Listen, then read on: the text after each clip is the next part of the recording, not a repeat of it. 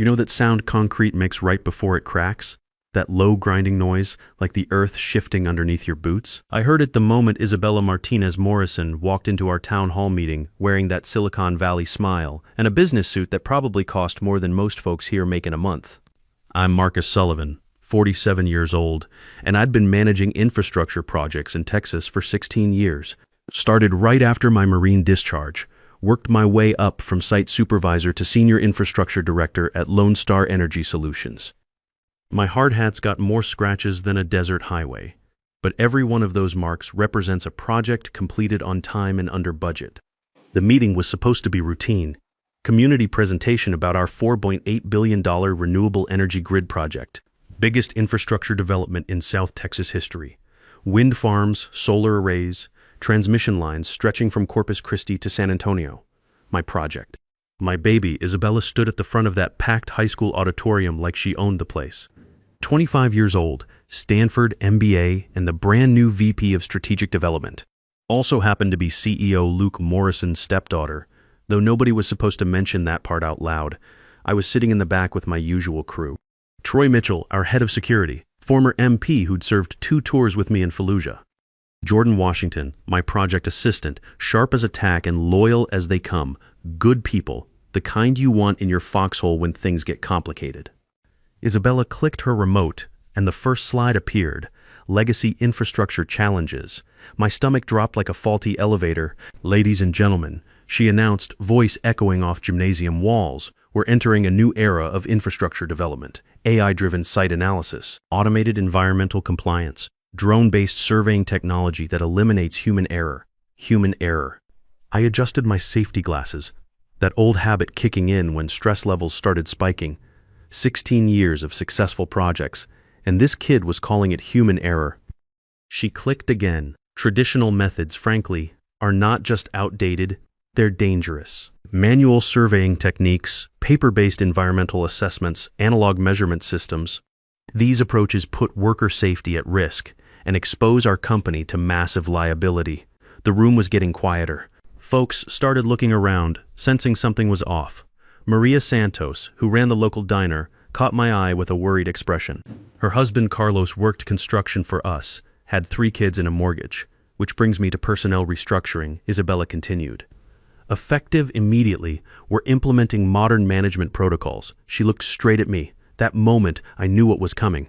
Marcus Sullivan has been with our company for many years. Unfortunately, his analog methods and resistance to technological adaptation make him unsuitable for this project's requirements. The auditorium went dead silent. You could hear the air conditioning cycling on. Marcus, your employment is terminated. Security will escort you out. The words hit like sniper fire. Clean, precise, devastating in front of 200 people from my community. Folks I coached Little League with, served on the volunteer fire department board with, people who trusted me to keep their lights on and their kids employed.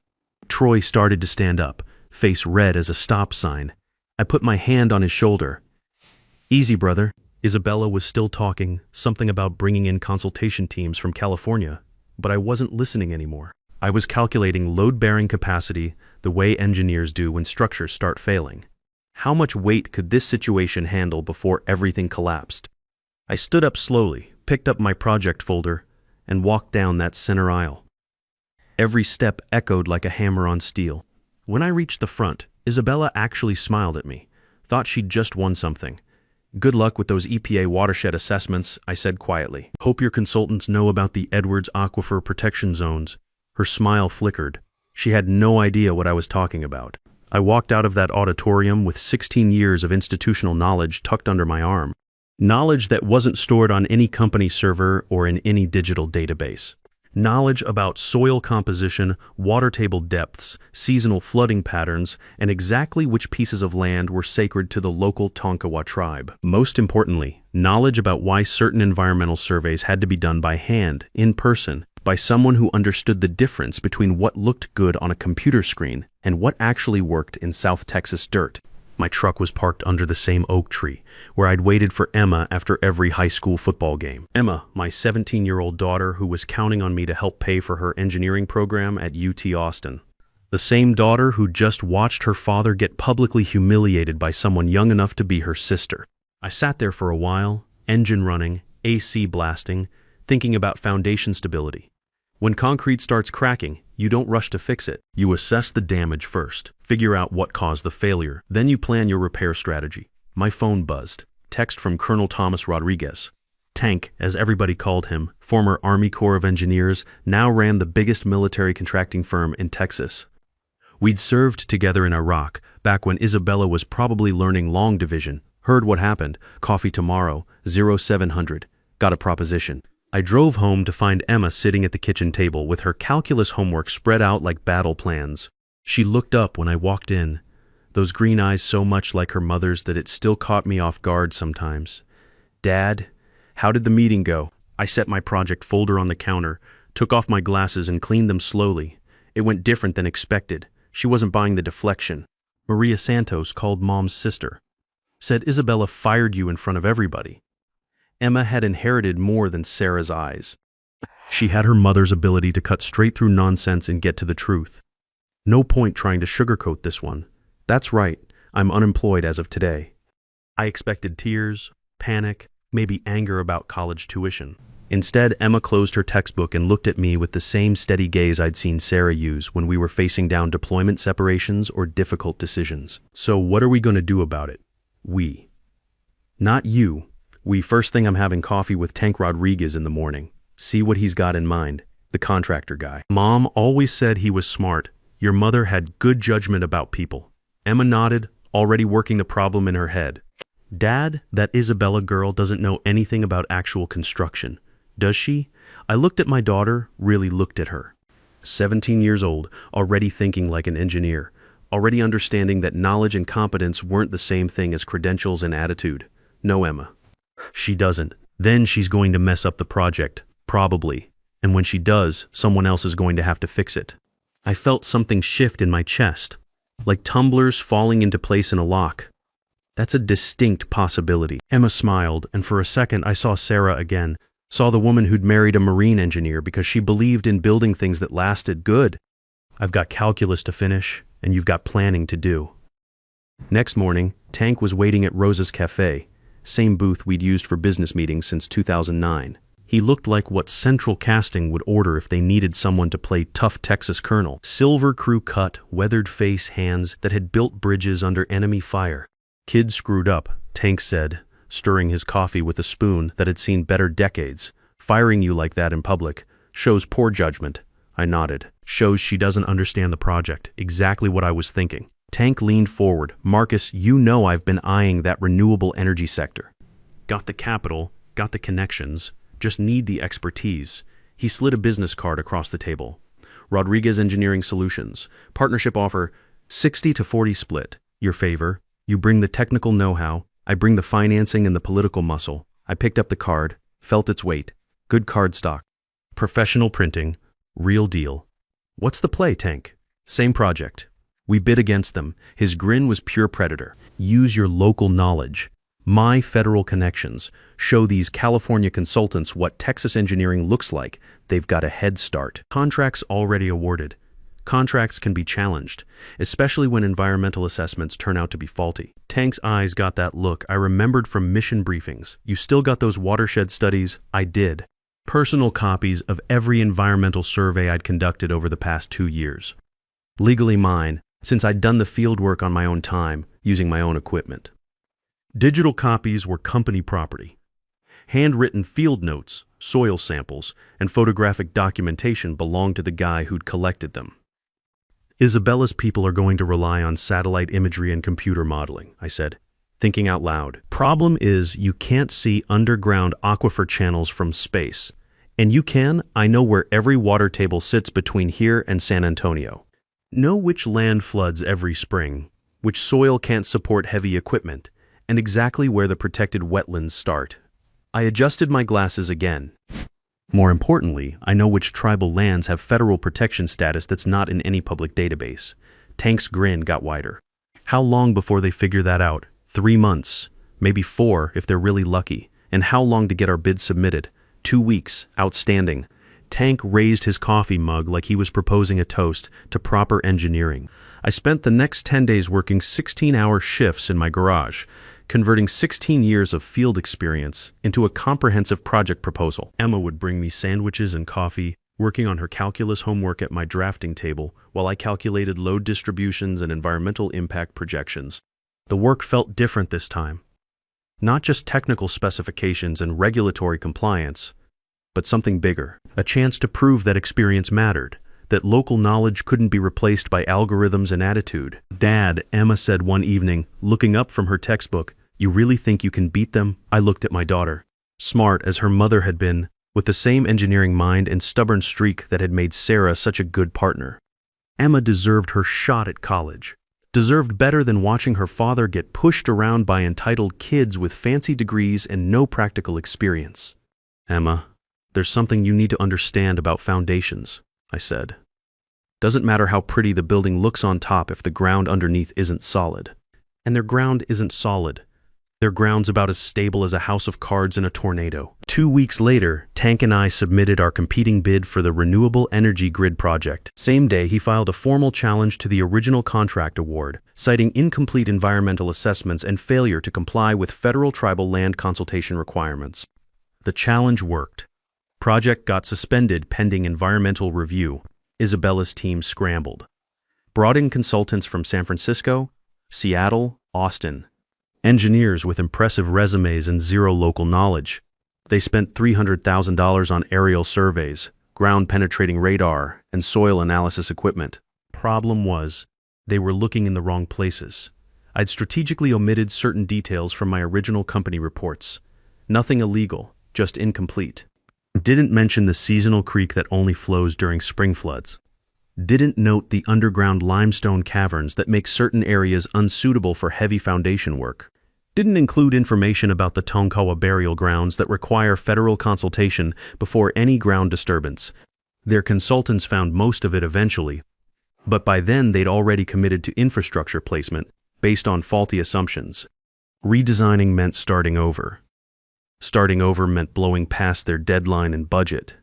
Meanwhile, Tank and I were moving fast. We had community support, tribal consultation completed through Tank's federal contacts, and environmental assessments that actually matched reality instead of computer projections.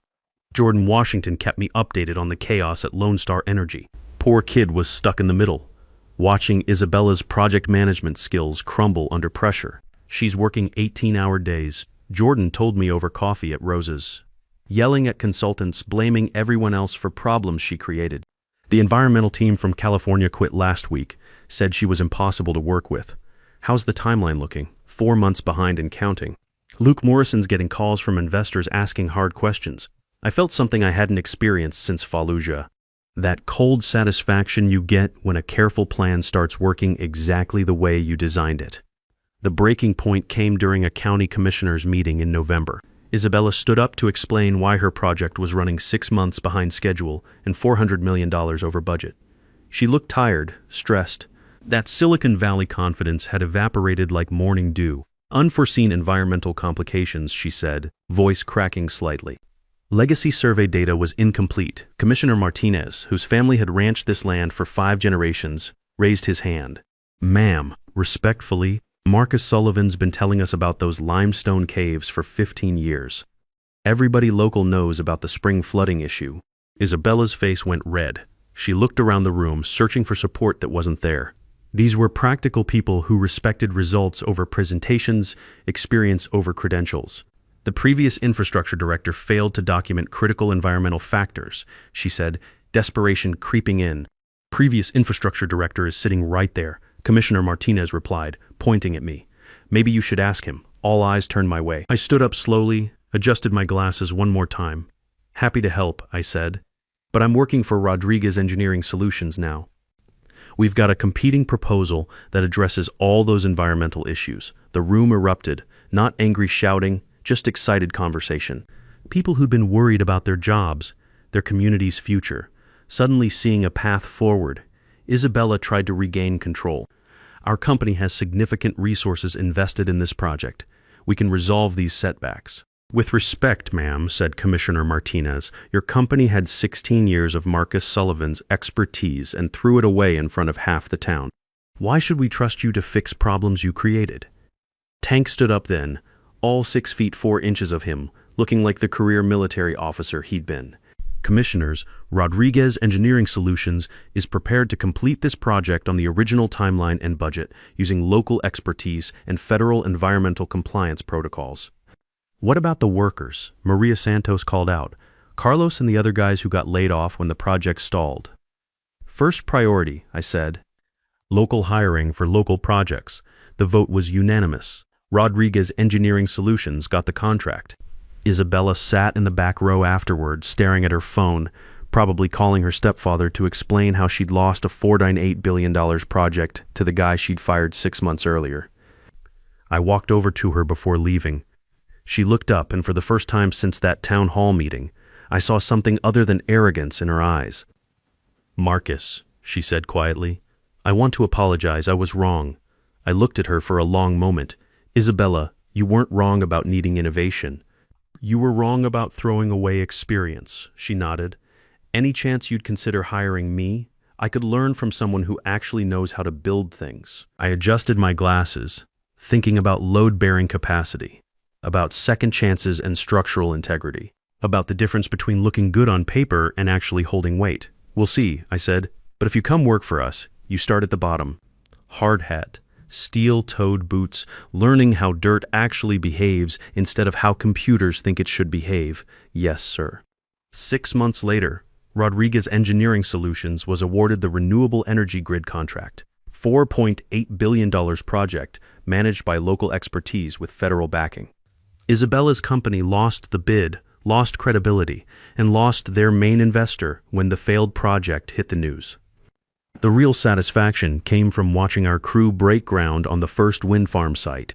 Carlos Santos was back to work, along with 200 other local guys who'd been laid off during Isabella's management disaster. These weren't just employees to me. These were neighbors, people whose kids played Little League with Emma, folks who understood that building something right meant doing it with your hands, not just your computer. Tank and I stood on a ridge overlooking the construction site, watching the foundation crews work. The concrete trucks were lined up like soldiers, ready to pour the base for the first turbine. Everything measured twice, surveyed by hand, checked against soil composition reports I'd been collecting for 16 years. Marcus, Tank said, pointing toward the access road, we've got visitors. A black sedan was pulling up to the job site trailer. Luke Morrison got out first, followed by Isabella. She was dressed differently now. Work boots, jeans, safety vest. Her hair was pulled back under a hard hat that actually looked like it had been used. Permission to come aboard? Morrison called out as they approached. I nodded to Tank. Your call, partner. Come on up, Tank said. But watch your step. This is a working site. Morrison looked older than I remembered. The stress of losing a multi-billion-dollar contract had put some gray in his hair and lines around his eyes.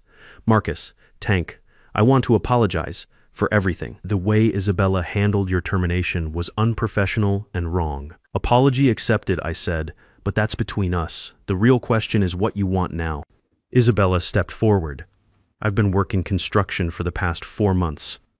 Started as a general laborer for a Houston contractor.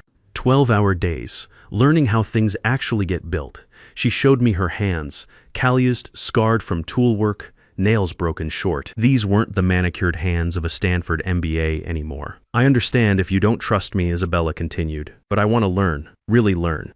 Not from a textbook or a consulting report, but from someone who's actually done this work. Emma had driven out to the site after school, wanting to see the progress on what she'd started calling Dad's project. She walked up just as Isabella finished talking. Backpack slung over her shoulder, engineering textbooks visible through the mesh pocket. You're the girl who fired my dad, Emma said. Not hostile, just stating facts. Isabella nodded. I am, and it was the biggest mistake of my professional life. Emma looked her up and down, taking in the work clothes, the calloused hands, the humble posture. My daughter had inherited her mother's ability to read people, to see past surface presentations to what was really underneath. You willing to start at the bottom? Emma asked. Yes. Take orders from people who know more than you? Yes. Emma looked at me. Dad, she's going to need steel-toed boots. Those look like hiking boots. I had to smile. My 17-year-old daughter was conducting the job interview. Isabella, I said, if you're serious about this, here's how it works. You start as a junior site engineer, same pay scale as any other entry-level hire. You follow safety protocols. You listen more than you talk. And you learn that good engineering starts with understanding the ground you're building on. I accept.